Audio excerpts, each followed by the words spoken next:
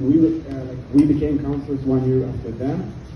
And in our youth group, there was a lot of tension between the Hadashim and Vatikin, always. And he was the first guy came to us, was above us. He was our first friend from the year above us. He was the funniest kid I ever knew. And he was very, very passionate about soccer. He was a Liverpool fan. After he died, his family and friends toured Liverpool games with shirts and posters of him to honor them. And one funny memory that I have from him,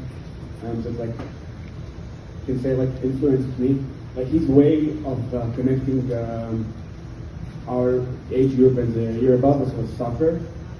He created this group called the Kadwagel Motzash, Saturday soccer. And the rule was that every Saturday, no matter what, at 8:30, we play soccer together at the Banana Park. And it was a problem because the staff meeting was also on Saturday. He gathered us all around and he said, at 8:30, all the boys in the suite are getting up. We're going to play soccer no matter what. It was a big issue back then. We had a lot of fights. We had a lot of counselor firing, but it was it really brought us together. And I miss him a lot.